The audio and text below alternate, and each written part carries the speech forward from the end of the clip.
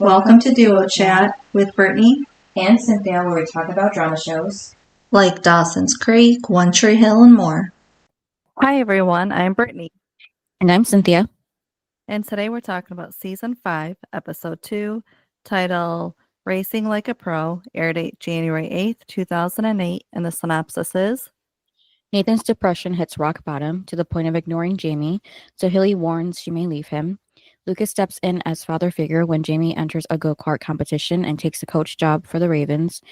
Assisted by Skills, this happened last time, but most promising player Quentin Fields is an arrogant idiot who must be suspended due to his misbehavior in Haley's class. Nathan nearly drowns himself, but then decides to pick himself up for Jamie's sake.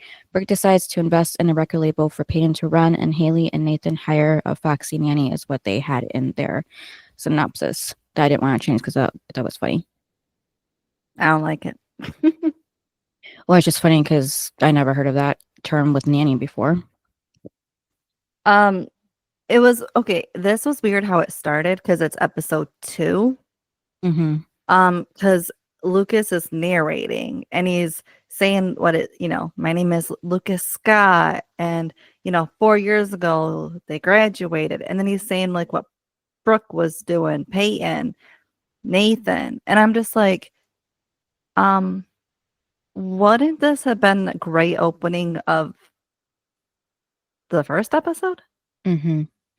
Not that, like, we know your name is Lucas, and if you watch last episode, you also know your name's Lucas, and also if you watch last episode, you know what everybody was doing because we saw it. Mm-hmm. Yeah, that's what the girls mentioned too on their podcast. But it's even more weirder because these episodes aired like back to back to each other on the same night too. Yep. Like it makes sense if people are just like tuning in now because it's like a new era and they need to be introduced to these characters for the first time.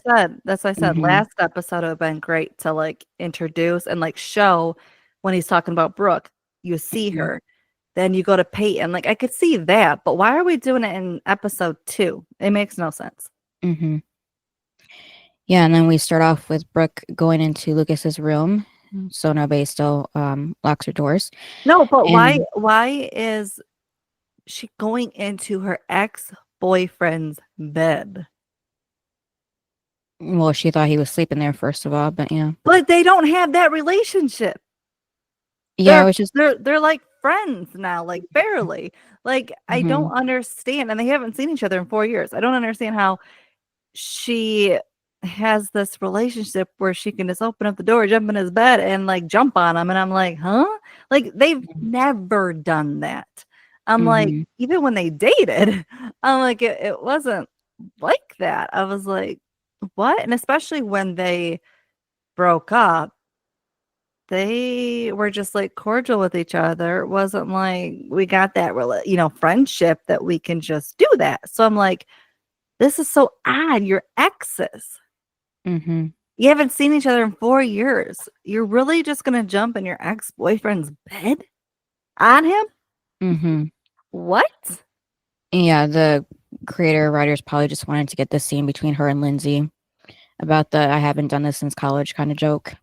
But it was just weird. Like it was weird because they're exes, if she would have done that to like Mouth, because they're definitely way more friends than Brooke and Lucas at this point.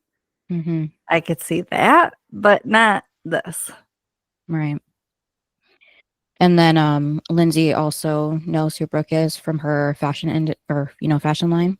When she meets Brooke, it's like she's and when she meets Peyton later on, she's like a fan. She's like, I know you, like I know who you are, and it's like, yeah, not really what you want somebody to say to you the first time you're meeting is, I know you, you're so and so, and it's like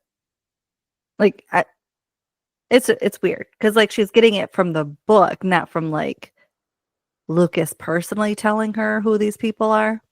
She's getting it from reading his book, which is so different than somebody actually telling you about their life and their friends. Even though I know he wrote it, it's still weird to read it and then to not hear it from him, but to, base it off of a book. Mm-hmm. It's just weird.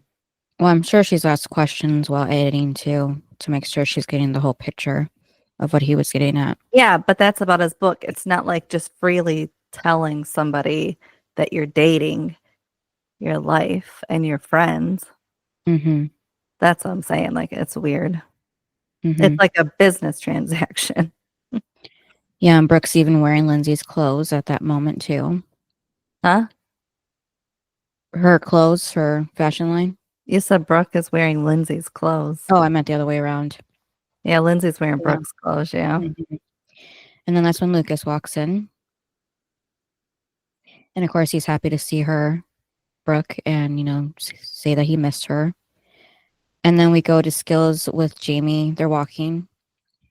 And Skills goes over, with Jamie what he's basically going to have him do to pick up a girl. That he's an orphan and needs surgery, and Skills is going to pay for it. Even though in real life, Skills doesn't have any money. And Jamie says he doesn't have any money either, and, making that joke. And Skills says that makes it two of them. And but then Jamie spots the soapbox derby. Mm-hmm. Yep, and he wants to do it. Yep. And Skills signs him up for it. Of course he does. And basically Jamie wants Mouth and everybody else to help him.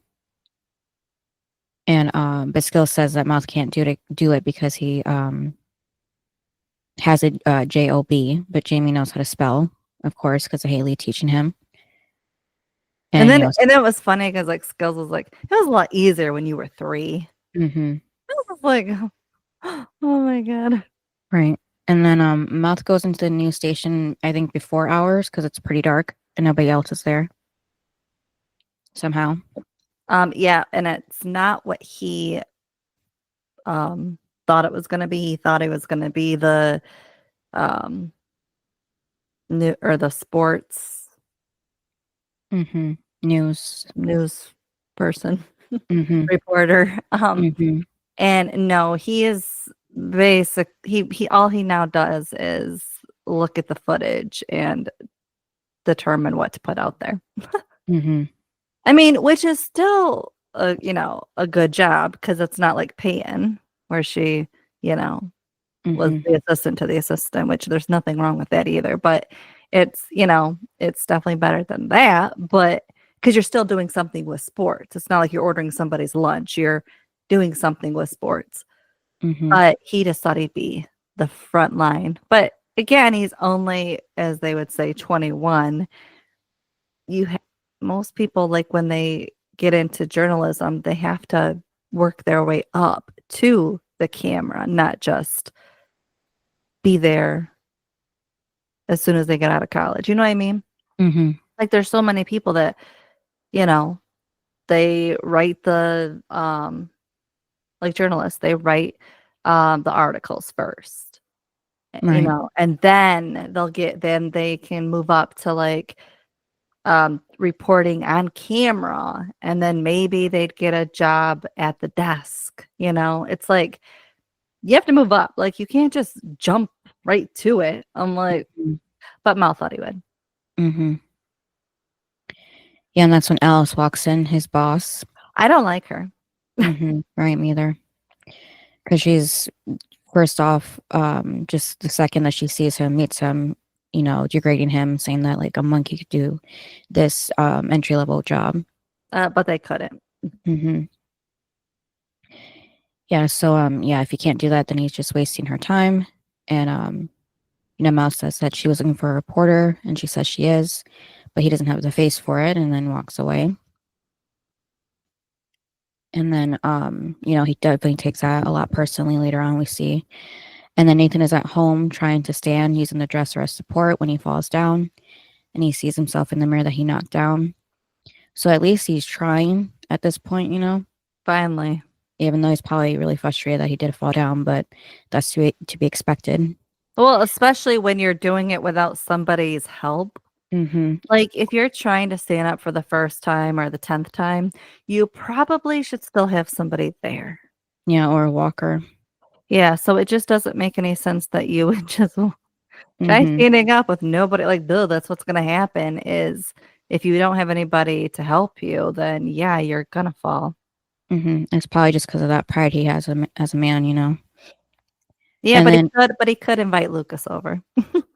yeah, but right now they're not on good terms because of what Nathan said to him. So, and then Haley starts her first day as a teacher on her own at Tree Hill High.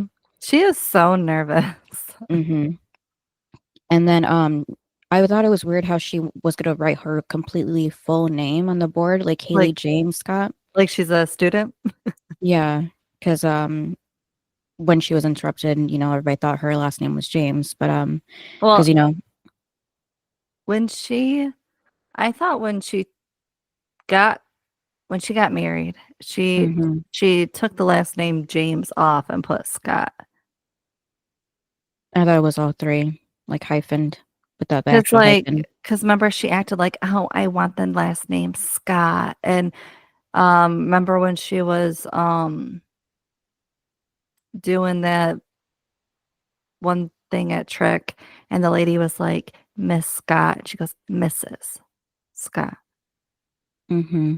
Like it wasn't like Mrs. James Scott. It was Scott. Like I just feel like she took because remember she talked about like getting her new license and having his last name. And like I Mm-hmm. know he calls her Haley James Scott, but I thought maybe she just because here's the thing is I saw a clip of when Renee pressed charges against Haley Mm-hmm. and the police go to the door and say Mrs. Scott. Mm-hmm. They don't say James Scott because they're gonna say your full name. Mm-hmm. But they said Haley Scott. And my whole thing is if she would have put her full name as Haley James Scott, they would have came to the door and said Haley James Scott. Because it's the police. This is a record that they're Mm-hmm. coming to get you. So to arrest you. So I'm like, they would have said James Scott, but they didn't. They said Haley Scott. So I don't know why she's using her last name like Haley James Scott. Well, that's how my mom is with her maiden name and my last name, my dad's name. That's her full name as her maiden name with so. Yeah, but it's legal. Mm-hmm. I don't think Haley's is legal is what I'm saying. Oh, it seemed that way from the get-go. Because like I said, when the police go to the door, they would have said, Haley James Scott, we Mm-hmm. are here to arrest you. Mm-hmm. They said Haley Scott because that's what's on record. That's her legal name. Mm-hmm. And my thing is, he calls her Haley James Scott, but I don't think I think she took his last name. So Well, I don't get, and plus, that's long for somebody to say Mrs. James Scott. Like, that's a long thing to say. Plus, she ends up saying it's Mrs. Scott mm-hmm. in the end. Mm-hmm. So why? So that's not her name, as in James. Well, my mom, no one calls my mom her maiden name with, that's why I didn't see anything weird about Haley's. I thought it was weird how she put like her first name down with it because we never called our teachers by their full name with their first name. We didn't even like know their first name even from the first day anyhow. So, No, but I do think because she said it's Mrs. Scott, I think she is Mrs. Scott. I don't think she's James at all. In my mm, opinion, I don't think she's James. I think she is just Scott, but she just uses James. I don't know. But legally, I think it's just Scott. Oh, I don't think so. Yeah. That's my opinion. That's yours. hmm And then Quidden, the new student that were introduced, makes a very inappropriate comment. And then she tells him nicely at first, that's not how you talk to a girl or speak to a teacher. Then he keeps pushing it as she's trying to write her name. And yeah, so she finishes writing her name, saying it's Mrs. Scott. And then now Quidden's just pushing it and everybody's laughing and Haley loses control of the classroom. And she tells Quidden to get out and go to the principal's office, but he keeps pushing, saying they could go together, And then just more inappropriate comments. Everybody's laughing and joining in the charade. And then she leaves. Mm-hmm. Yep. After Yeah, they're mocking her that wasn't good on her because it shows she can't handle her classroom. Mm-hmm. And then Brooke meets with Peyton on the pier, and Brooke tells Peyton, she went to see Lindsay, Lucas's girlfriend, and she has good news and bad news. And Payne tells Brooke her and Lucas haven't been together for 3 years, so that's that's not why she's there. Well, I'm glad they gave us a time frame because they said we haven't. Didn't Lucas say he hasn't seen her in 2 years? Yeah, they keep going back and forth with that But then now she said 3 years. Yeah, Lucas is saying 2, but she keeps saying more than that. I don't know why, but yeah. Probably because I guess he's counting it from the book signing while she's actually counting it from the actual time they last saw each other and not like talk to each other. Maybe that's why he's counting that. I don't know, but he doesn't know that she was at the book signing. Yeah, that's what I'm saying. Like the last time he talked to her, not saw her, he's counting that as. So well, I do have a thing about this 2-3 year thing, but we'll get to it. Okay. Where I side more again on Lucas's side. Mm-hmm. And then that's when Brooke's workplace calls her because they found out she's not in Milan, and Victoria's freaking out, of course. And Payne says to Brooke maybe she should call her back to let her know she's alive at least, but Brooke says no, she has more important things. See, this is what I mean is when you own your own company, you can do what you please. You can ignore people, but if you're the employee, you cannot ignore your boss. Mm-hmm. So that's what I mean is, you know how many people would rather be the CEO than the employee? Mm-hmm. It's like, that's what I mean is when I said she was childish last episode, I agree with that because she was because again, would you rather be the employee? Getting hounded for less money than being the CEO and having money? Like, that's what I mean is Brooke, was being childish. I don't think she is in this episode. I think she's changed, but I'm just saying then I do think she was. But that's what I mean is it's great to be the CEO. Be like, I'm gonna turn my phone off and not talk to you people for a whole week or whatever. It's like you can do that. You cannot. You don't have to show up to work if you don't feel like it. But your employees do. They're still going to work every day. That's what I mean. Yeah, just Brooke didn't seem to act like she was a CEO until she got back to Tree Hill for some reason. So now she feels like she can actually ignore Victoria if she wants to. Well, that's the thing is when she was in New York, she was stuck there with Victoria in her face. Well, here she can just ignore her because Victoria does not want to come back to Tree Hill. So then Brooke asks Payne what happened after Lucas finished this book. So that's when we get the flashback to 3 years ago, according to Peyton. And Lucas calls her and, about saying, it's been a while, but, come to the book signing in LA. Well, I think this was 2 years ago. I know. So I said, according to Peyton, it's 3 years ago, apparently. No, I think 3 years ago they broke up. But 2 years ago, this was the book signing. Okay, yeah, just like I said, Payne keeps saying 3 years for some reason, so I'm just going off what she's saying with her flashbacks. Well, I think she meant 3 years as they broke up, but 2 years since the book signing. Because he said, I haven't talked to you in a while, which would mean because they only graduated 4 years ago.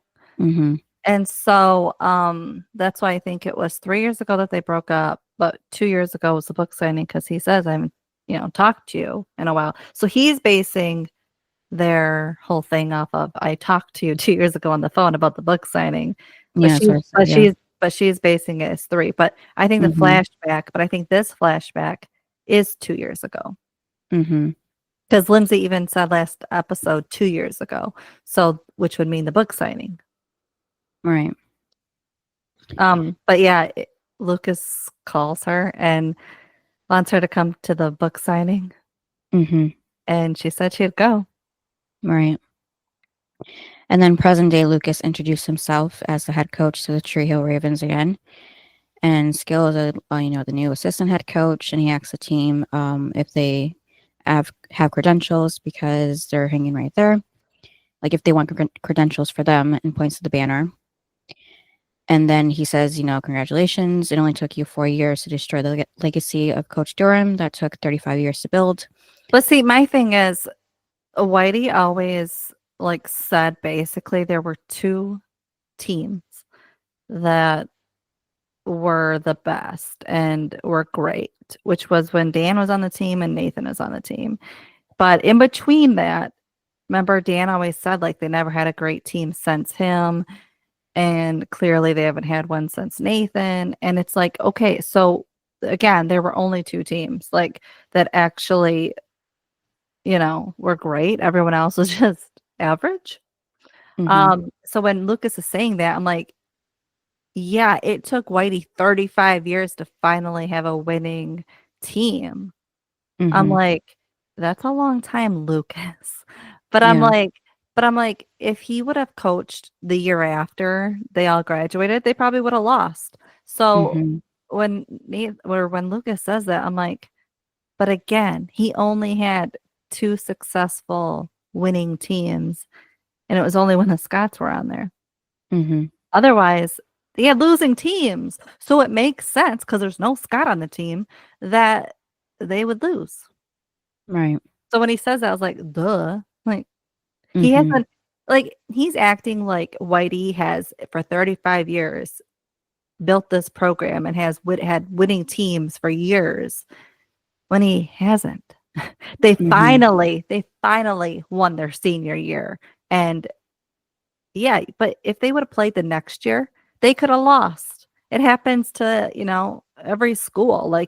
Your winning streak ends, and also the next year you can lose. So even with the same coach. So that didn't make any sense, but I was like, okay.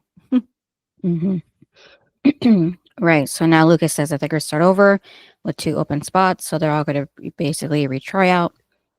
Also, when he said that nobody is safe on the team, he doesn't care what you did last year if you were on the team. That's what kind of Whitey did. And everyone was against him, especially Nathan. Remember when he was like, I don't care if you were the shooting guard, the spot is open.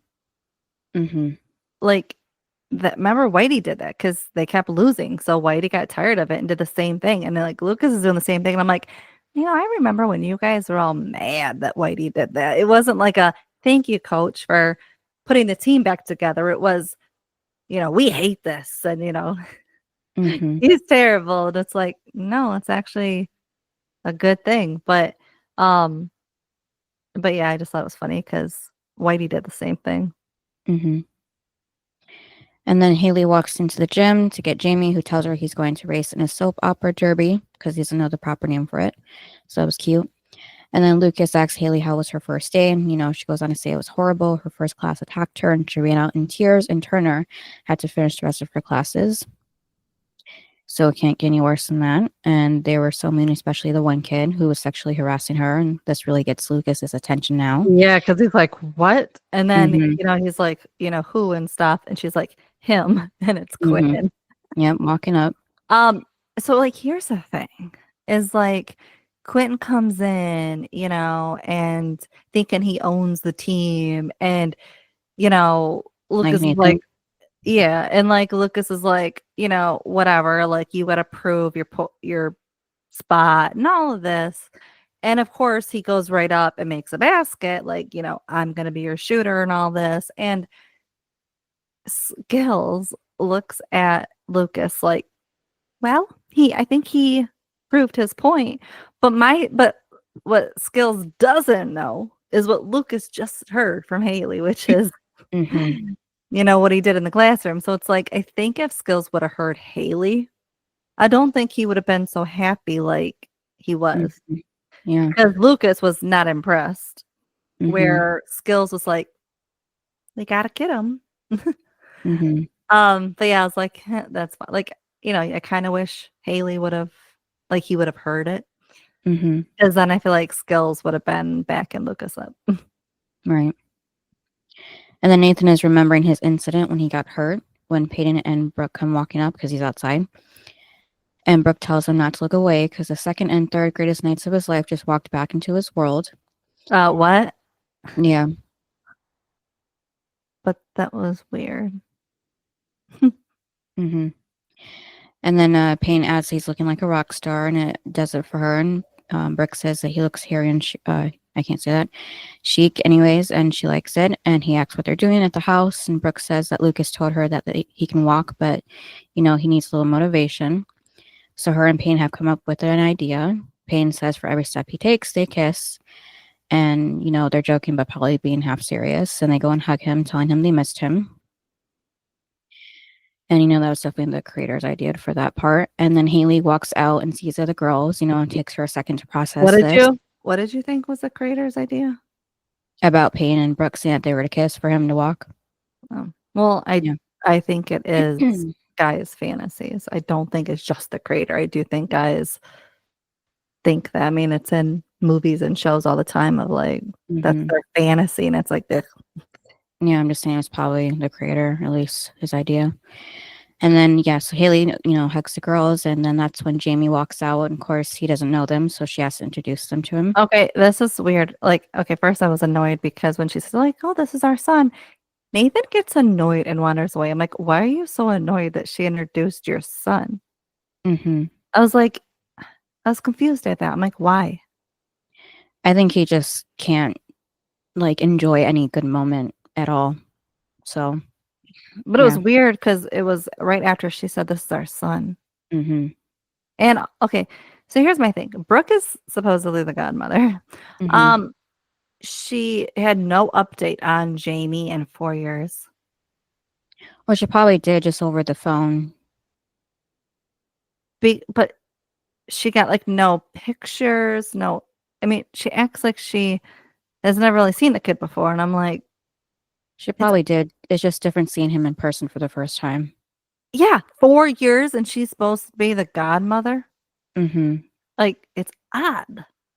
Yeah, like his godfather Lucas has been there all the time, but Brooke. And apparently he just found out today that's his godmother because, the episode he says, I'm glad you're my godmother. Mm-hmm. It's weird. Yeah, she, even with her busy schedule, she should have been back in Tree Hill for his birthday and maybe Christmases or something, every year. Yeah, and it's just odd how it's like, we're introducing him to you, and it's like, and plus, Peyton was dating Lucas for a year. You don't think Peyton would have at one point met Jamie? Well, it's been a while, so she's meeting him for the first time too, because now he's aware of everything. So, yeah, that was just kind of weird. It was like, this is the first time you ever seen this kid. It's like, really?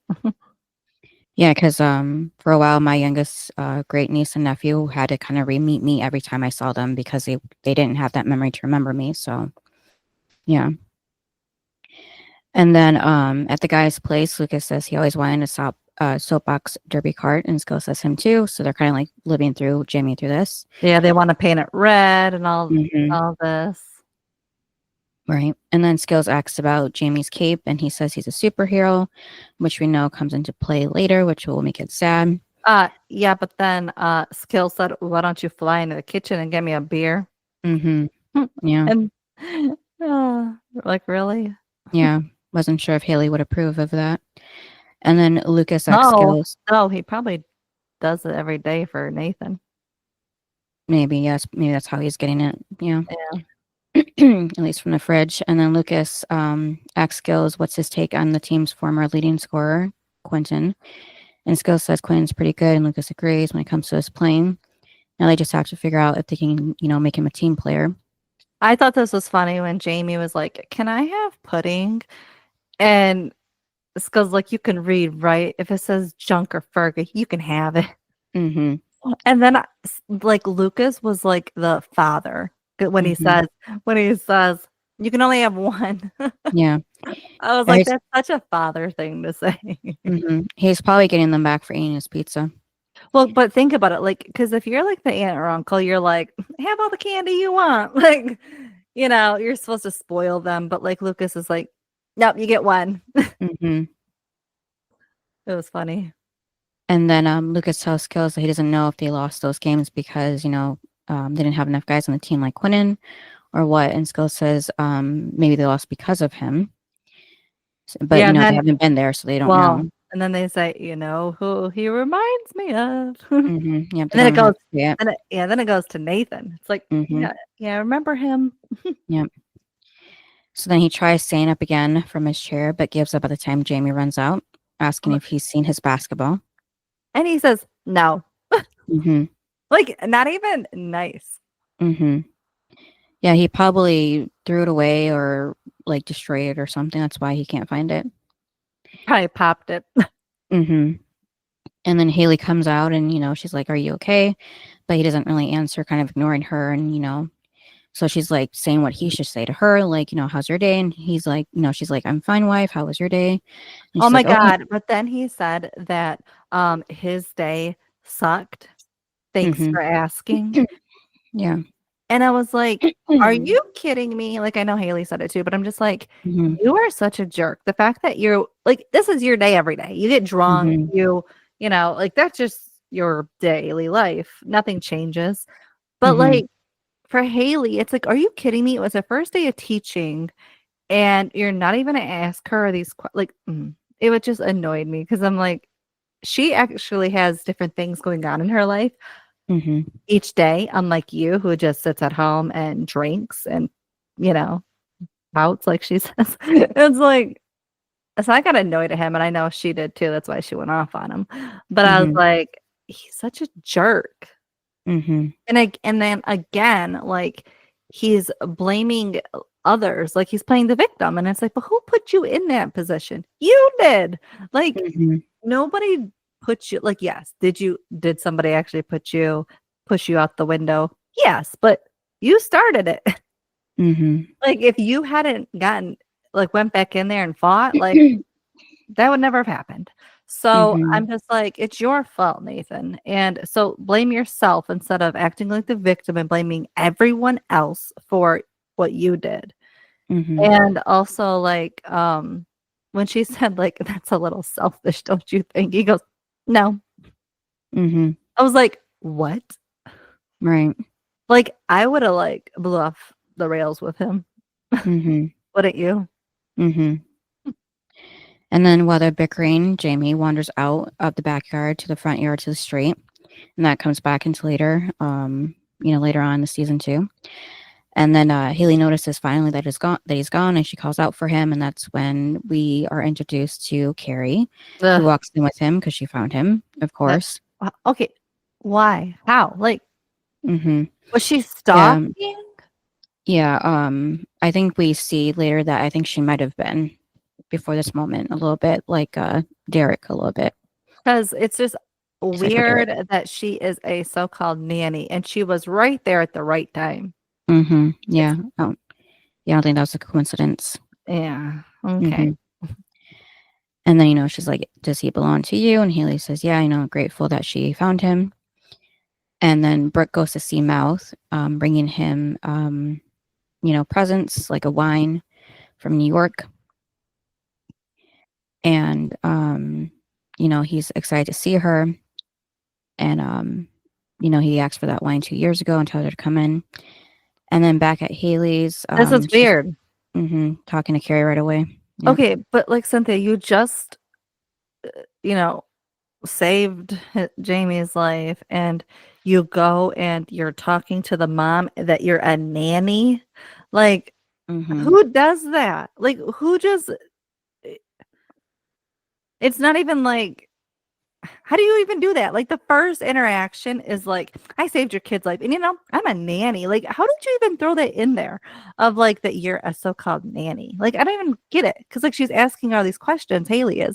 But I'm just like, how did you even throw it in there that now you're in their house and you're talking to her about your job? Like, Yeah, it's probably because Haley needed someone to vent to about how things are hard with work and handling Jamie, and then with the way Nathan is, so it's no, just overwhelming for her. but how do you even get there? Like That's what I'm saying. you come in and bring him. Well, wouldn't you say, when she says, "Thank you, I'm so grateful," and you're like, "Yeah, not a problem." And then normal people would leave. This one Yeah. stays and invites herself Mhm. probably in. Like, Well, how did Haley probably wanted to like repay her somehow, like making her. I don't know what they were drinking or anything. I had to pay attention, but maybe give her something to drink or food or something to repay her. And venting, like I said, about Jamie and work and Nathan. And she's like, I don't know what to do. It's overwhelming for me, all on my plate. And Carrie's like, yeah, I know what you mean. I've worked with kids before. I'm a nanny, just trying to get by and just casually into that kind of way. So, because I was like, this is just weird. Like, and then for Haley to let a stranger into your house. mhm. Don't these people in Tree Hill learn anything from the past? Yeah, well, Haley was just probably so grateful that she, saved Jamie that she just kind of saw through that, didn't think I, about it twice. I know, but did she not remember like Peyton and Derek? Like, Yeah, well, it's just Carrie's a woman, so you would, have less suspicion over her than you would a man, be the I one that would denied Jamie. So, I would have suspicion because my husband has been in the public eye. yeah, and her too with her music, just not for a while, yeah. So yeah, but women go after the husbands, Mm-hmm. as we see. Mm-hmm. But that's what I would have a suspicion. Like, obviously, you probably wouldn't if, you guys were not known or anything. It'd be like, who are these people? But like, it's just I would have suspicion of like why. Like, I'm sorry, I just would. Because like again, Nathan was about to be that was headlines everywhere, because it's just weird. And Mm-hmm. I'm sure Carrie knows that. Mm-hmm. So that's what I would be suspicious of. I mean, but this isn't the first time somebody's went after Nathan. Hello, Rachel. So like, Mm-hmm. has she not learned anything? Right. And then, Carrie mentions that she hopes to be a pediatrician one day when she has someone else's life and income. And then mentions to Haley that with interviews, like, goes for both people trying to figure each other out, how crazy the other person is. And Haley asks if she's doing that too, because Haley is even nervous interviewing her because it was just so spontaneous on the spot like this. So she wasn't expecting to be interviewing someone like this. Probably didn't have, many questions off the top of her head to ask. So that was probably like another thing that's kind of made her have her guard down a bit, like being frantic like that with Carrie. And, Carrie says that Jamie's a wonderful boy. And she just has to let her know. Either way, it was great meeting her. And Haley says the same. And then that's when Jamie walks into the house telling Haley to look at the mud that him and Nathan made. And Yeah. he has it all over his hands. Yeah. And then she says, "Who am I kidding? How soon can you start?" Mm-hmm. Girl, do a background check on her. Oh. Mm-hmm. And then the next morning, Skills goes into Matt's bedroom where him and Brooke are sleeping in bed. And Skills lays down next to Brooke and takes a selfie of them on his digital camera. And the flash makes Brooke wake up. Of course, she's puzzled to see Skills next to her. So, yeah, this might have been funny back then, but if I woke up to see one of my guy friends taking a picture of me while I was sleeping, without my knowledge or consent, I would have told him to delete it, if anything, before I got out of bed. But, So her first thing is, "What time is it?" And he goes, "Like mhm, 8:30." And she's like, "No, she had to go get Jamie because she said she'd watch him." And but I thought it was funny when she goes out there and she's like, "I have to go get," or she's like, "Jamie, have you seen? I have to go get," and Jamie. yeah. It was funny, and he's just eating his cereal. Yeah, it takes her a second too while she's fixing her hair, trying to run around, find her shoes. And then, yeah, it's funny. And then he's like, then he said that, Haley just told him to be quiet. And now wake up Brooke. Yeah. Yeah. And then not Skills. Mouth is also running late when, Skills says it's 8:30, so he's late for work. And it's his first day as well. Yeah, and his boss is scary. hmm And then, I'm surprised that she didn't fire him on the spot. Like, you're late. Bye. right. We'll get somebody who can show up on time. hmm And then, Brooke's finally slowing down after seeing Jamie there, and she asks if he's ever had a hangover, which isn't really appropriate to ask, but Jamie says no, he has a rabbit named Chester, though, which is cute. Yeah, but she hasn't really ever been around kids, so. Yeah. And then Mouth comes out, to say hi and bye to them really quick while he's out the door. And then he finally gets to the station, of course, and Alice isn't there. Happy to see him there, so, late like that, and tells him that it's a strike 2 now. And Mouth tells her, they get off to a rough start, but he's honored to be part of the staff. And he's looking forward to working with her and learning, but then Alice interrupts him just to say that she doesn't like him. And Mouth asks what he can do to change that, and she says, quit before she fires him. And then back at the guy's place, Brooke tells Jamie that the cart is awesome for the derby, and, is he excited about it? He says he guesses, but he says like that the guys took over and that they want, that they painted it red and all this. And she's like, well, what would you want to paint it? And he said blue because he hates Elmo. Yeah. And he said Grover is so much better. Mm-hmm. So she told him to take a stand. Yeah, and he said he wanted it to be blue, like Raven's blue, like his dad. Yeah, So that was sad. sweet. Mm-hmm. Well, I thought it was sad because Yeah. Nathan is not going to be happy, Right? and that he still idolizes his father. Mm-hmm. Yeah. So when Jamie tells her that he's glad that she's his godmother, she tells him, me too. Me too. I haven't seen you in 4 years, but me too, kid. Yeah, and then she calls him buddy, which she does a lot for the rest of the series. And that they should go get some paint to paint it blue. And then Haley walks into her classroom with Turner already being there now the next day. Yeah, that was bad because he's like, I'll join you for a few days. And she's like, I can do this. And he's like, you're young and students take advantage of that. Mm-hmm. So it's still weird. Yeah. And then that's when we transition to the gym where Lucas is telling the team to run because nobody, is working hard enough. And Lucas mentions something about zones, and Quentin tells him they don't do zones. So Lucas says they do now if he says so. And then, Quentin's just showing off again. And then Peyton brings Nathan to the hospital. This was so good because he was like, I'm not feeling this today. And she said, maybe not, but the doctors are. And then he said that the doctors weren't the ones with a piece of glass in his spine or in their spine and damage. He said for 4 effing months. Mm-hmm. I was like, whoa, they put that in there. Yeah, we mentioned that when they did that once in Dawson's Creek, but yeah. Yeah, and then he right back then. Yeah, and then he said that it's not like he'll ever play again. Mm-hmm. And I love it's like here's the thing is Peyton has not had a deal with him and until this day. Mm-hmm. And she isn't even dealing with she's like, I've had it with you and I haven't even been with you that long. She's like, she tells him to shut up and look around and that the kids would die to be in his situation. Mm-hmm. And she said, and sadly, most of them probably will. And I love when she leaves him right there where he's face to face with the kids in the room. Mm-hmm. I love it because I'm like, that's exactly where he needs to be. Yeah, she seems like she got this from her brother Derek, how he was with her, after her traumatic event. I know, but hers was different than his. Again, he caused it. Mm-hmm. And he's been mopey. Like if he would have done physical therapy, like, you should, he would probably be walking a little, but or at least standing, but he's not doing that. And he's trying now with no help. Right. So, I agree with him. Like I couldn't deal with him.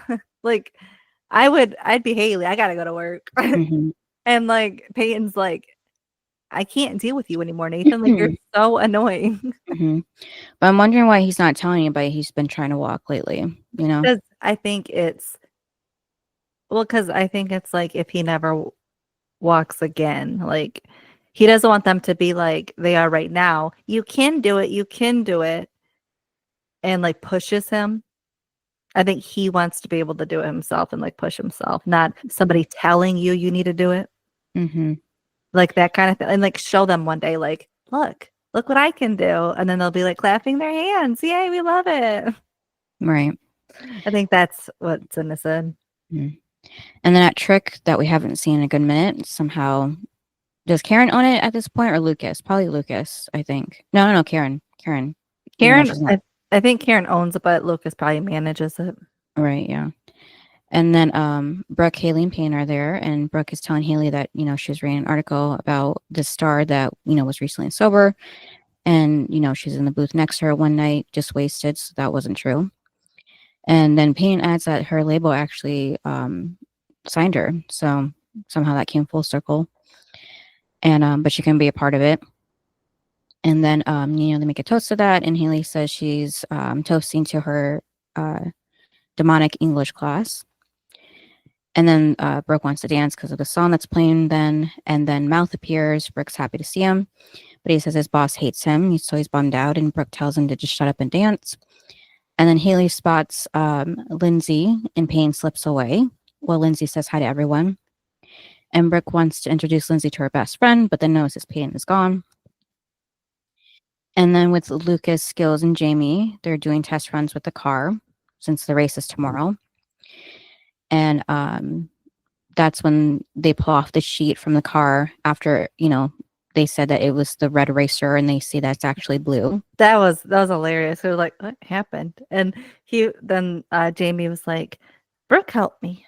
Mm-hmm. Yeah, that was cute. And then they're like, and so they're still happy. So then of course Jamie doesn't want to get in it right away because he's scared, and they put the dummy in. Mm-hmm. And the dummy's head falls off. And here's the thing. It's a really good thing that Haley wasn't there, because like her mother instincts would be like, no, he is not riding this thing ever. Right. Yeah. So I'm glad they did this test run to begin with, because they could just easily, wait until tomorrow and put him in it. Mm-hmm. And this just shows too that Lucas and Skills are new at this, because like they said, they didn't do it when they were kids. Lucas does have experience with cars, so I think he'd be able to make one that wouldn't fall apart. But yeah, put it together properly. Yeah, at least this point, like they all knew like this isn't ready yet, so we got to work on it. And then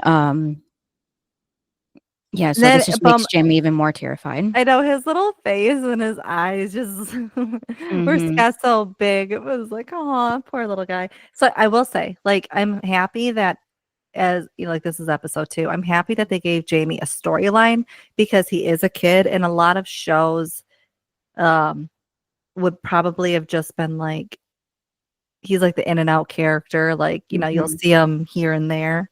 Yeah. But like, no, he's in like every episode, and he's a center part. Like, somebody's watching him because he has a scene with somebody, like, and he has a storyline. Like, again, how many kids get that opportunity to have a storyline? Right. Yeah. Because especially their second episode in, it's a big storyline for him. Mm-hmm.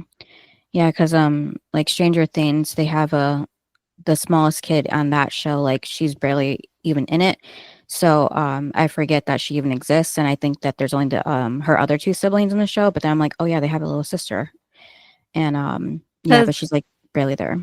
Because don't you think that if like Dawson's Creek would have given somebody a kid, like in season 5 or even season 6 for a season, don't you think they would have still focused on the core, and the baby would have been, or the little kid been here and there? Like, we remember Jen ended up having one in the finale, but they focused on the group because it was the ending, and you saw the little one here and there, but it wasn't like we're focusing anything on her. Like, she has a kid. And I feel like shows, especially a teen drama, would have focused on just the teens or the early adults, not their kids. And I'm happy that One Tree Hill did it differently. Right. Because we all love Jamie. And then back at Trick, Lindsay finds Peyton, and, she kind of was awkward here. Because if I were Peyton, I would feel weird just her walking up to me and saying hi, and I don't know you, but it feels like I do, like you said earlier about her reading the book. Yeah, it's weird. And then that's how you introduce yourself. Yeah. Yeah, and then she talks about like the version of you from the book, and it's like, excuse you. It's like if there's like a documentary of something of you, like somebody made of you, and you're like, Mhm. listen, that was their representation of me. Mhm. Like, it's like, it could be good or bad. And it's like, you're basing it off of something that, you don't know. So to Mhm. just that's what I mean, she's acting like a fan, like, you know, Mhm. I love you from the book, and I know you from the book, and it's like, especially because she's an editor, like, she's supposed to be professional, you would think that when she meets them, that she wouldn't be this, let's say, desperate, Mhm. um, because she's supposed to be an editor and professional, so I don't understand why she's not acting professional at all. Mhm.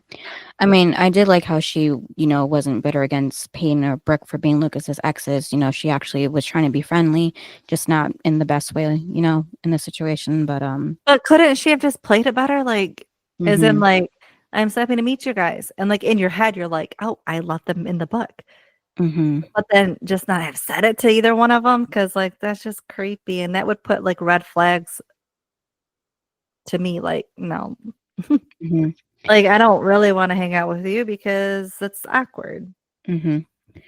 And then Brooke walks up, and that's when Payne says that she really didn't want to like Lindsay. And Brooke says, she knows, but she's great, right? And then Payne like looks at her and she says sorry. Hmm. And then Carrie finds Haley there at Trick with a drink in her hand. She tells Haley she probably looks like a booze hound, which I never heard that term before. And then she explains she was celebrating with some friends, which I think would have been nice for Haley if she's like, "Oh, I want to meet your friends," because I feel like she was lying. I feel like she actually knew Haley was there. I told you, I swear, like, Carrie is following Yeah, them. she's like being Psycho Derek, just like less, like more low key about it to make it look like it's just coincidental that she's at these places that Haley's at. Yeah, because I feel like when it was Derek, we as the audience kinda got to see all the red flags first. Mm-hmm. And then they caught up with it, but Mm-hmm. we knew first, where here they're, like, downplaying it of, like, "No, you guys, she's normal," and then Mm-hmm. bam, she's not. It's like, Yeah. I think they're writing it 2 different ways from him. Hmm. Like I said, just because she's a woman that you wouldn't think that she could be in like any type of crazy. That's how the Netflix season, not season, series U was. Have you heard about that with what's his name from Gossip Girl? Okay, people may not like it, but I watched the first season and I fell asleep. Oh, well, I liked it. But season 3 is when they introduced a new character for, the character Joe, and it turns out she was exactly like him, also a serial killer. Hmm. Just less smart about it. And that was the whole conflict there. I think they made the show a whole lot better, but and then they killed her off, which I was mad. But yeah, but I didn't suspect it just because, like I said, men are most likely to be dangerous than women. So you just, as a woman, you have your guard down. You're more comfortable around women, Yeah, which is true. but girls they still can be stalkers. I mean, Jen stalked her therapist on Hmm. Dawson's Creek. Yeah, I'm just saying that that's not your first stop. But when you meet a man, you're kind of thinking like, what if he's dangerous? He might do this to me or that. You kind of already thinking it off the spot. Whereas women, you don't really think too hard But about that. I feel like they should be, because Lucas's book was out there and wasn't on the bestsellers list. Hmm. So I would be worried. I'm like, Nathan wrote about, or not Nathan, Lucas wrote about all of us. So I would be worried that anybody would um want to come into your life. Yeah, and to Lucas, I think from different authors, Lucas never changed any names either. That was the big thing too. So anybody that meets Lucas and the people in his life automatically can connect dots of who's who and what happened with who. So just Yeah. straight line to everybody. Well, and two, like, I think it's, like, for us, because, we're not in that situation. Hmm. That's why we wouldn't have the red flags meeting somebody, because they wouldn't know who you are. Hmm.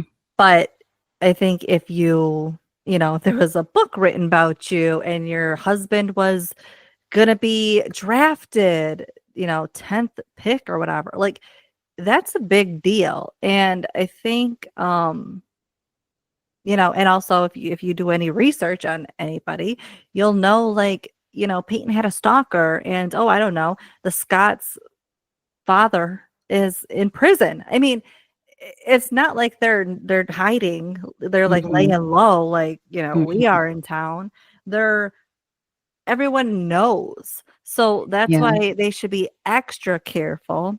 It's kind of like a celebrity. They're going to watch their back of who wants to enter their life, where we can go, well, we don't have that, but they do. And I feel like look at like this group should be looking at it more as a celebrity, and like I don't want to say like they're celebrities, but like they have more of to protect themselves against people than we would.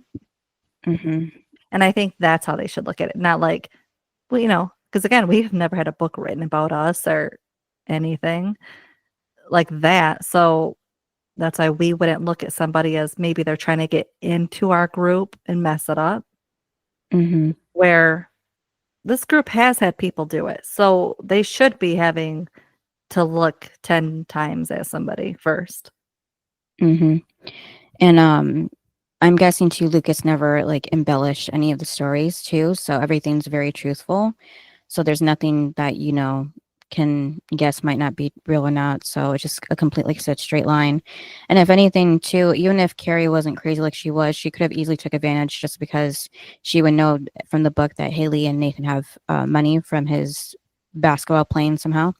So like she could have even been taking advantage of that, like trying to get money from them or steal stuff and sell it or something like that. She could have, if nothing to do with Jamie or Nathan, taking that life, she could have at least took them for money, if anything. So yeah, I mean, because again, that's what you would do if you have, people that have money, or again, any part of any, fame at all. Like people try to weasel their way in to get something, and not everybody, but like that's why they have to truly trust you. Yeah. And somehow Haley is trusting her right from the start, and I don't get it at all. Yeah, it's like Lucas's book is the same thing as Peyton's podcast was for Derek to get to know her and get that, entryway into her life. But then she just lets her in right from the start into her home. It's like it's weird. Like you don't let her into your home, the place, the safest place that should be. Yeah, she should have talked to her outside or something. Yeah, in the driveway. Okay, now go. And forget this address. Right. And then Haley says to Carrie she looks fine, not like a drinker or anything, and she looks great, she looks fine, and Mouth adds like really great, of course, because he likes her. And then Carrie says she just wants Haley to know that she appreciates the opportunity, taking a chance on her, and that she'll take good care of Jamie. And we know that probably is like a threat at this point, even though Haley doesn't realize. Yep, I'm sure she will. And then, Haley says, she'll know she'll do fine with the job. And then that's when Brooke and Peyton walk up after Carrie leaves. And Brooke, thinking that, Carrie was there for Mouth, she asks who, the girl was to him. But Haley says, that's Carrie, their new nanny. And everyone like is shocked to hear this. Yeah, they're like, have you lost your mind? She cannot be your new nanny. Yeah. And then, then it was weird because she was like, why? And they're like, because she's way too hot. Like, yeah, that shouldn't be the reason why you don't hire somebody. Again, if you're in their position. Yeah, but I'm just saying in general, that shouldn't be the reason why you don't hire somebody just because they're, if their looks. Yeah, but like I said, if you feel that person is hotter than you probably would not hire the person. I'm just saying, like, realistically, you wouldn't. Like, I'm sorry, your looks do matter, because if your friends are sitting here saying she's hot, hell to the no, you ain't gonna, like, no, you'd fire her. Like, because your husband hasn't really been around her. Like, as soon as that happens, it's like you're. Oh yeah, that was the other thing too. Haley hired Carrie without even telling Nathan because he meets her later. Remember? Yeah, so but that was weird. But he saw her right here when she brought Jamie in. Yeah, but he probably didn't talk to her, so like, she just kind of did on her own hiring her. But But no, I can see why you wouldn't hire a pretty nanny. I'm just saying. I know. I just you would hope that you wouldn't have to think that way with your husband and not, cheating or anything, even though we know how it goes. But But again, she could be using them for other things. So that's yeah. why you would have to be even more protective. Yeah. And then, Matt goes on because this reminds him of what he went through with his boss earlier about looks. And he says, it shouldn't be about looks or anything. And besides, if Haley doesn't hire her, then he won't get to see her in a bikini. So he just kind of like, Makes it worse. yeah, well, yeah, and ruined whatever he just said before that. Yeah, about Well, looks. and it also is an eye opener for Haley. It should be of like, Mm. this is mouth, like one of the best people, Mm-hmm. in your life to that's honest and respects women to actually say this. Like Right. if this is what mouth is thinking, what do you think your husband is gonna think? Mm-hmm. Yeah, Like, at this point, she should have maybe thought of looking into other nannies somewhere. and maybe I don't know, someone that has a background where you could maybe call references of other households that they've used, not Mm-hmm. her. Yeah, she probably didn't do any of that like she should have. Yeah. Like, this is your pride and joy, your baby. Like, Mm-hmm. no, like, forget Nathan for a second. This is your baby she's gonna be with. Mm-hmm. Yeah, in her house and just everywhere. Mhm. And then she says she's going to go check on Nathan. And then we see Nathan in front of the pool looking into it, which is a little foreshadowing for later. And then Brooke and Peyton end up at the river court. And Brooke says, this seems like another life. And Peyton says, it was for her. And she appreciates her coming back and everything. But considering the way her phone's always been going off, she's very busy and she has, her life to get back to. And Brooke says, a very important friend needs her right now. So, she asks Payne, why did she come home? And Payne says she was looking for that inspiration she felt when they wrote their names there because she was fearless back then. And, Payne says that girl just became an assistant to the assistant. And Brooke tells Payne, if she wants to be the girl she thought she could be back then, start a label, do it herself, and she'll even invest in it because she believes in her. I like that part. Mm-hmm. And that's when Lucas shows up and Brooke tells, Yeah, then she said, unless that's not really why you came home. yeah, and then tells Lucas to ask about the record label. Yeah, and then he walks up. I'm supposed to ask about the label. Mm-hmm. And then Payne, explains, yeah. So Peyton goes on to, trying to make this less awkward.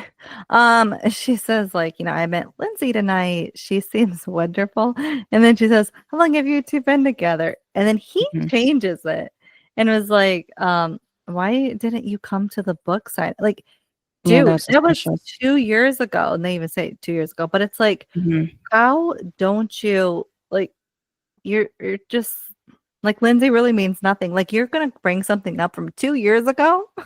Yeah. Also, where does Lindsay think you are? I don't know, probably writing at home if she's not, there already. Because she lives with Lucas when she's in Tree Hill. So yeah, I don't know where else she would be if not his house. But so then it's the flashback. And then, so it was, of course, weird because, Lindsay kisses Lucas's cheek because it's like her first editing job and all of this, and she's proud of him. But of course, all he's looking for is Peyton. He don't really care about the person kissing his cheek. And then, I just thought that was weird that she kissed him like that to begin with, because they're supposed to be professional. Yeah, this is a professional. Like, that's your job, not to kiss him. Okay. Yeah. And like, why don't you shake his hand? Good job. And so then that's when she says that she didn't go because she knew that they weren't meant to be. And then we don't find out exactly what she means by that until later, which is annoying. And then he goes, I should get home. It's like, it was all he needed to hear. Yeah, it was frustrating because you just wanted Peyton to say, like, the truth. Like, stop it. Like, I think this was annoying in season 5 of Peyton and Lucas, of like, you get little hints of their past every episode. And it's like until the wedding, and it's so annoying because like I want the full story now, not like Mhm. every Yeah. episode you get a little story, but it's not the Mhm. full story until the next. Like it's just annoying. Yeah, How like they couldn't make it to be, less complicated and have it be written out, you know, not so long like they did. yeah, like first couple episodes just wrap it up of like, like this could have been in one scene of right here. She tells him the truth. I was there. And then Mhm. that would have been the end of that one. And it's like not playing it out so much. I think this is why I didn't like this like in season 5 is Mhm. because it was just too drawn out of what happened to Lucas and Peyton and why it happened the way it did. And it was Mhm. annoying. Yeah, and I just didn't like how he just kind of forgot Lindsay even existed because he just became focused on Peyton. So Well, what happened to them? he still Yeah, loves her.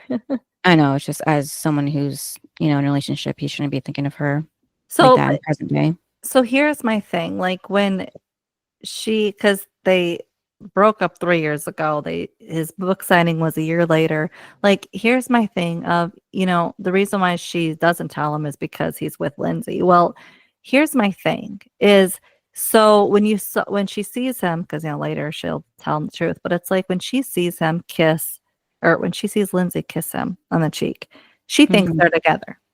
Yeah. My thing is, it was a year since you saw him, Right. since Yeah. you broke up. A whole Mhm. year? Remember when I said it's been 2 years and he should move on? Mhm. At this point, it was a whole year of you guys not even speaking, not seeing each other, and you don't expect that he's gonna move on with anybody? Like, it doesn't make any sense. A whole year, Peyton.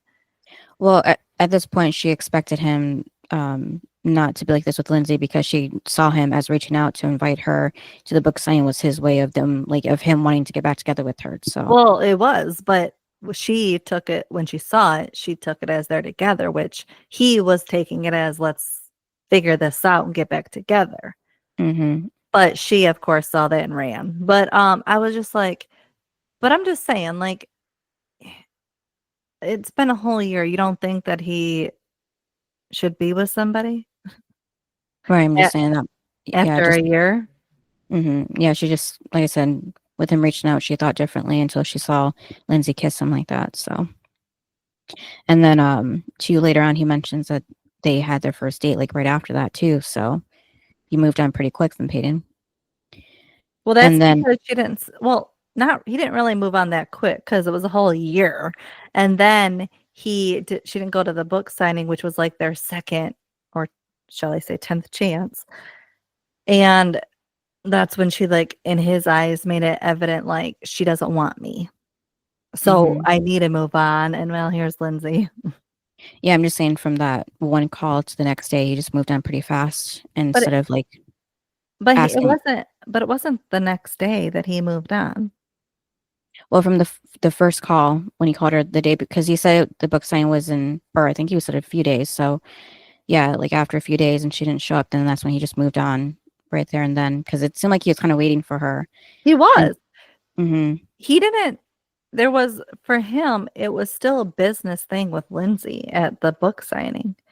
It hmm was Lindsay that was, like, forcing herself on him by kissing hmm him. He was still thinking of Peyton, hmm but again, it was that night when he was like, "She doesn't want me, and hmm I've waited a whole year for this girl. hmm I have to move on," and Lindsay probably suckered her little self in and made herself like, "I want you." And he, the little gullible one that he is, he just went out with her. Not I don't think he had any intentions to be with her this long. I think it just happened because Peyton never came back. Yeah, I'm just surprised that he didn't try harder, like calling her later on and saying like, "Well, I hope to see you at the book signing. I was surprised you didn't show up, and I was hoping to sign a copy for yours. I don't know something, and see why she didn't show up. Maybe, But again, he waited a whole year. yeah. Well, she didn't think he was, so it's just complicated. They're like thinking two different things. Yeah. And then yeah, so now he gets home to Lindsay, and she tells him she met Peyton, And, why does all of his exes have to be so damn pretty? And he says, not all his current girlfriends. And she tells him he better mean just, one current girlfriend. And then he asks, and then she asks if he knows if Payne and Brooke will be back for a while. And he says he doesn't know. Brooke He wants said to that, help. yeah, Peyton started her own record label, which Mhm. means she'll be in Tree Hill for a while. hmm And then it was weird because, like, she says, like, do you think she'll be good at it? And he says she'll be great at it, which is a red flag of, like, he still has feelings for her in my mind. Because he doesn't just say yes, he says she'll be great at it. hmm Uh, Yeah. and And and she was probably, then, I would say she was probably hoping to that maybe he wouldn't say like she'd be great at it. Like maybe she would fail. So she would leave, and go back to California. but again, he didn't even just say yeah, like when she says she'll hmm be good at it, and he just didn't say yeah. He just said she'll be great. Like he took the extra word, like great. hmm Yeah. It wasn't just yeah, she'll be good at it. hmm No, she'll be great at it. Yeah, because that's what she asked. Like, will she be great at it? I think that's where he was getting at. But yeah, he didn't need to No, say that. but he said, "Will she be good at it?" I thought she said great. No, Okay, he I said went back and checked that. she said good, and he said she'll be great at it. Mm. Okay, like I said, I go by captions mainly, but because sometimes it's hard for me to hear what they're saying. But yeah. So but Well, then she, I have the script pulled up right now, but oh, well, Lindsay says, Payne needs help, that he should help her, which wasn't a good idea on her part. It's weird that a current girlfriend would ask her boyfriend to help out his ex for anything. So, well, especially because you just heard him say the word great, and also he hmm wrote a book about her hmm in the best light possible. It wasn't like, she's horrible and this and that. It's all the things he loves about her in the book. So it's like, why would you, you know, push him to be yeah. closer to her. I don't think hmm so. So honestly, that's on Lindsay's fault for it wasn't like he took the initiative to help her. hmm Lindsay pushed him. So you know what? If something happens between Lucas and Peyton now, Lindsay, I'm sorry, that's your own fault. Because there are fans who are like on Lindsay's side of like Peyton caused this. And it's like, no, actually, right here, Lindsay pushed him to her. hmm That's on her. Yeah. And then even though Lucas already knows his feelings for Payne is still there, and then she says she'll try not to be jealous, but of course she is. And then Haley walks out to where Nathan is outside, and she says, when Payne and Brooke get there, they're going to take off to the race, and Nathan says he's not going. So she says James is counting on you. hmm It's weird because like they always use Jamie. hmm Yeah, it seemed like Haley was calling him that for a little bit at the beginning, but then I guess it just didn't stick, and they just went to Jamie full time. But yeah, like I Yeah, don't but call him James. like sometimes though she calls him Jamie, hmm but then here she says James. That's weird. Yeah, like it's a nickname. Yeah. But then he says, I don't want anybody to see me like this. And then she was like, have you ever, has it ever occurred to you, it's not about you? hmm And I was so happy that she said that. And here's like the thing is like, you know, um Jamie still wants not Lucas. He still wants Nathan there. And it's just so sad because like Nathan doesn't get it. Like your little kid wants you hmm and you don't show up for him. It's so annoying. Yeah. Yeah, so Haley's trying to talk him into it, but he's not budging. And then Brooke and Peyton get there, and Brooke tells Haley that she has a surprise that she's gonna like because she made Jamie a little outfit. Yeah, she loves it. And then it was so hmm funny because Brooke was like, hey, I even made you to Peyton. I even made you a sponsor. And then she says, Peyton Slayer, unemployed. It was funny. Yeah, but as a sponsor, don't you have to give money? So I guess Brooke's paying them. Yeah, I mean, she paid for the whole thing, but I mean, was there any other sponsor on there? I don't think so. I don't know. I mean, she could have with her clothing line, but besides that, no, doesn't seem to be. Yeah. And then that's when he says, Jamie, that he can't wait for his dad to see him. Yeah. So that's when Haley breaks the news saying that his dad isn't feeling well, so he's not going to go. And then the girls try to help by saying everyone else is going to be there. So Yeah. yeah, that was sad though, because it's like he doesn't want everybody out. Like he just wants one person. hmm And then when they walk out, Nathan's kind of right there, so he heard everything. So he did seem bad about it. So I'm thinking this was like the point when he actually fully started thinking maybe he's hurting Jamie now. Well, maybe his butt, but don't you think his butt should have showed up? Yeah. Like if you heard that, you would be like, "Oh my God, like I'm hurting my kid. I need to go." No, not Nathan. I'll see you when you get home. Yeah. And then the girls get there at the race with Jamie and the guys, minus Lucas, are already there for him. And Mouth likes his outfit while Skills asks him if he's ready to win. And Jamie nods his head yes. And then Brooke and Payne are like on the pier, I guess, because it's going to be a bit until the race actually starts. And Brooke's on the phone with Victoria. You know, stop yelling at me basically for not being in Milan and being in Tree Hill. And, you know, Brooke says it's her company and there's a boy, but Victoria doesn't let her, you know, finish. She thinks it's like a boyfriend or something. But, you know, before Brooke can say it was her godson, she's just so, you know, fed up with Victoria and throws her phone in the water. And then she asks about Payne's phone. And then that's when Lindsay and Lucas get there. And Brooke calls Millicent, telling her she's going to need a new phone while Payne stares at Lindsay and Lucas from afar. Yep. And then this is when Lucas and Lindsay walk up to Jamie. Lucas asks him if he's racing for clothes over bros now. And that's when Jamie mentions, you know, also Payne Sawyer, unemployed, very cutely. And then the racers are told to get in their cars, you know, and be at the start of the line. And Lucas puts Jamie into his car. And Jamie looks at another racer and then down the track. And then, you know, he remembers what happened with the mannequin and the wheel coming off. Yep. So he says, he puts his arms up, saying he doesn't want to do it. Yeah. So then Haley goes over there and he says he doesn't want to race. And, you know, she says he doesn't have to, but, you know, is he sure? It'll be fun. And it was so cute because he goes, I want to talk to Brooke. It's so cute. And Brooke was all just so happy. Yeah. Yeah. So he says that he is taking a stand like she told him to. But can he keep his racing suit, which was cute? And Brooke says, you know, he can, of course, and he doesn't have to do this if he doesn't want to. And then she takes him out of the car, and then Skills, you know, he says to Skills that he's sorry, and, you know, Skills says it's okay. And then Skills, why would Skills turn to this other little kid and go off on him? I don't know, because I mean, he did look like he was like threatening Jamie with, you know, his eye contact. But I thought it was funny how Skills, he wasn't hurt. He was actually proud of Jamie, you know, saying that his man's taking a stand and everything. But why did he turn to the kid and go, like, I'm just like, Skills, like, this is another little boy. Like, like, well, how would Skills like it if a grown man went and turned to Jamie like that? He wouldn't like it. Yeah, it's just his competitive side, like how he was blocking Jamie's shot from earlier when it comes to any type of competition. Yeah, I know, but I just didn't like it because it was like a grown man going to like saying something to a kid. Because again, if the roles were reversed and someone had done that to Jamie, none of them would be happy. So I didn't like that he thought that was okay, right? Because it wouldn't be if it was Jamie. And then Haley's at home later that night and, you know, tells Nathan that Jamie didn't race because he was afraid. And he just wanted his dad. Yeah, Nathan says they're all afraid. And that's when Haley tells Nathan, you know, Jamie's only 4. So, of course, he was scared and he needed his dad and he wasn't there.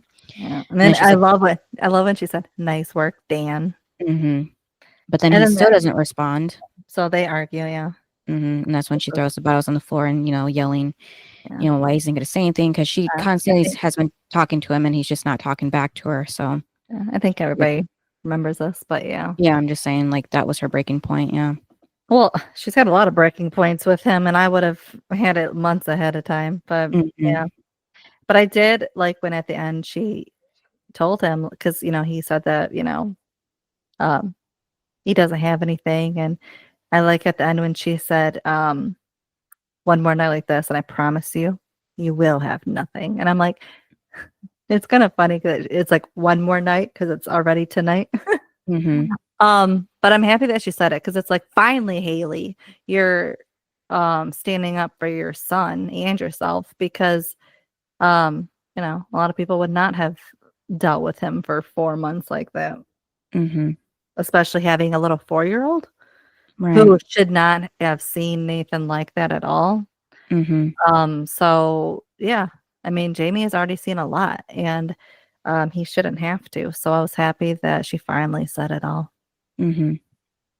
And then at Trick, Peyton walks in to see Lucas there, and she mentions isn't it a little early because she usually doesn't start her drinking until noon. But then he tells her that he wants to show her something and brings her to this one space that we have not seen at all before until now. So that wasn't the space that one Rick guy was doing the drugs? No, it was like a dressing room kind of room, a lot smaller. This is like a whole high ceiling area of the place. Yeah, and it's right off of Trick. Mm-hmm. Which That's is what I said. weird. We haven't seen it before until now. And then Lucas said that he talked to his mom and they decided that they want her to have it even rent free under one condition, that it becomes the office for her new label. And he's already talked to Brooke, so he doesn't think she has any more excuses. And then she says that, 4 years ago she'd have jumped at this. But it doesn't seem so cut and dry anymore. Mm-hmm. And then he brings up that, he wrote a novel, but he can't write another one.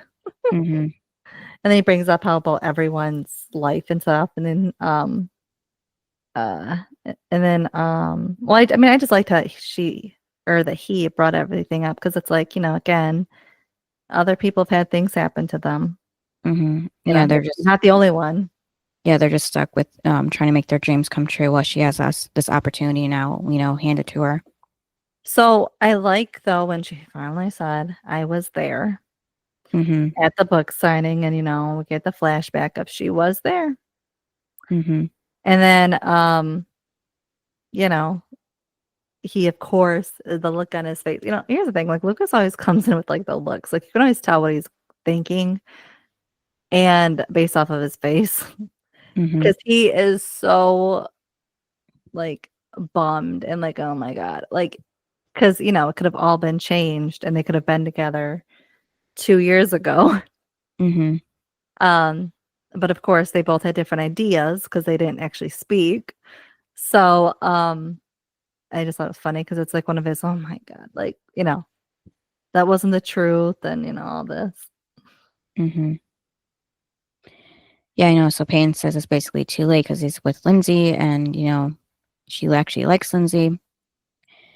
And then, does he remember when he first joined the Ravens about her art mattering? It's what got him there. Yeah, and this is what gets him to write the novel. Mm-hmm. Yep. And then Haley walks into her class where Quinnen is sitting up on top of the desk, so she tells him to sit down. But of course, he doesn't listen. And, the kids are threatening to walk out and not even stay for class. So she says anybody that walks out will be failing the class. And Quinnen doesn't take this threat seriously. So she tries to tell him that the rest of his life is being shaped right now. So it's up to him what he can do about it. Oh, I also don't. How can you fail? So if somebody walks out for the day, how can you fail them for the whole quarter? I don't know, unless it was an exam day, but it's too early for that. Yeah, I don't know. Like, you can't fail somebody for walking out your class because all they have to do is say, oh, I'm sick. Like, you can't fail somebody. Right.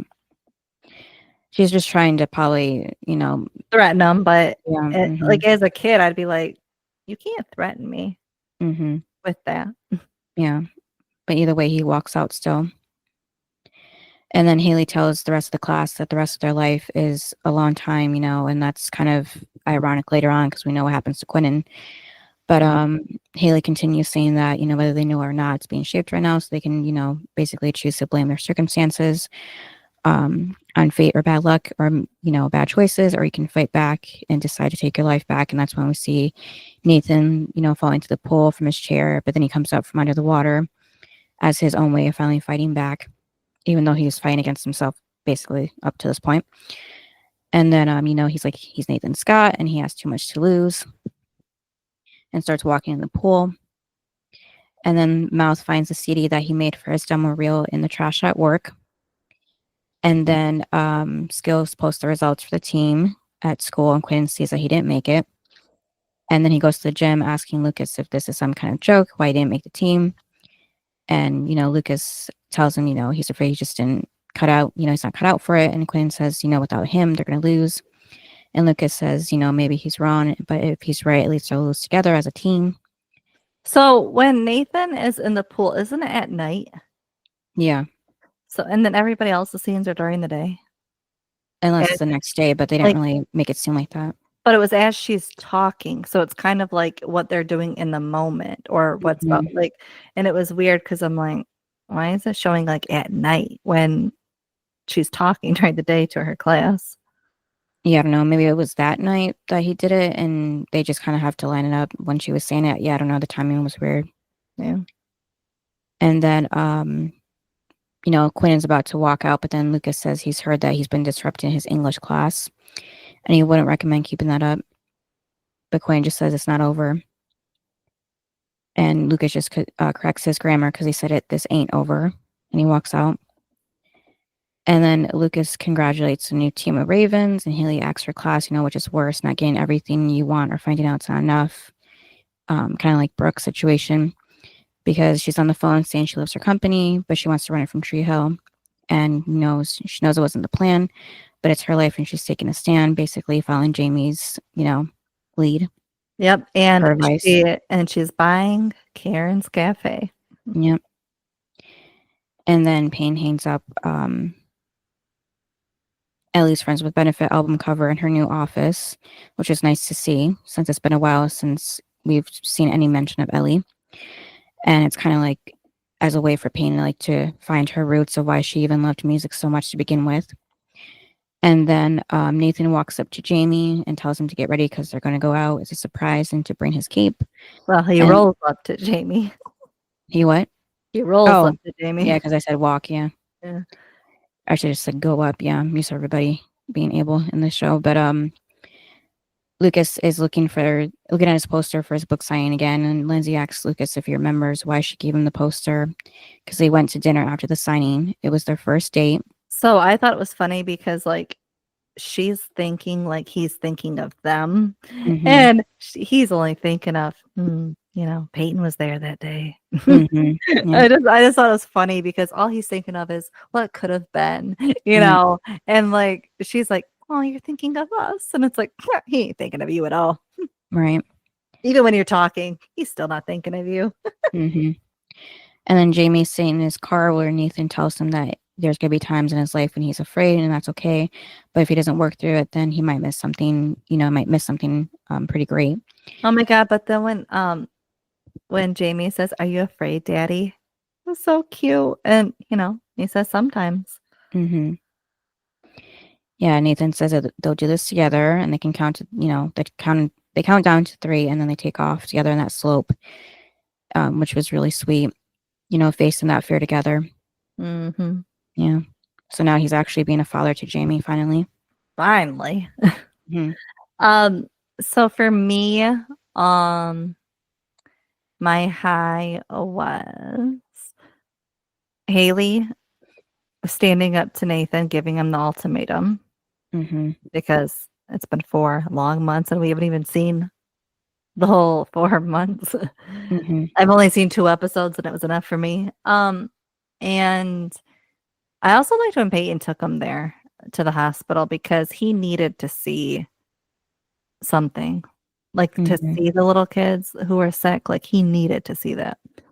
Not that it changed him at all. Because what changed was Haley threatening them. Right. But I love because she wasn't just sugarcoating it like Haley does. She was yelling at him.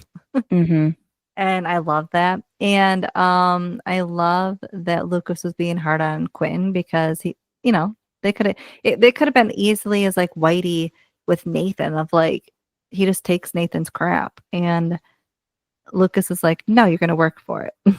Right. Also because he doesn't like what he's done to Haley. So I like that part too. There was a lot I liked of the episode, them building his little race car and everything. I love it all. Yeah. My low though was, the way that Nathan is treating everybody. Oh, yeah. and that boss. Yeah, my high and low are with Nathan when he didn't go see Jamie, race, and he just was ignoring Haley and not talking to her. And then the high was when he actually finally snapped out of it, pulling himself out under the water and finally being there for Jamie to make up for missing the race and helping him actually use his car and not be afraid anymore of, driving it or being in it. Really, you can't drive it, but yeah. And then rating. I would rate this an 8. I liked it. Yeah, me too. And then who are your best and worst? The worst was Quentin, just because he was bad all the way through, thinking that he was too good for the team and, telling Lucas, they're going to lose because he's not on the team, and then still being mean to Haley. And then Nathan only became best just because he turned things finally around and decided to actually be present in his wife and son's lives after these 4 months. So, and not be Dan anymore. So for me, the worst was Quentin. Nathan was a second. Yeah. Because I didn't like what Quentin was making those sexual things to Haley in class. I mean, that's your teacher. Whether you like her, whether you like her or not, she's your teacher. You have to respect her, or at least get through the day. Which he was doing neither. And then because of him, then Turner felt he couldn't trust Haley in the classroom, which isn't good for her reputation. All because of Quentin. Right. So I didn't like that at all. And then the best, though, I thought the best was Brooke, because she pushed Peyton to do the label. She talked to Lucas, which made him, get that space for her. She was helping Jamie this whole episode.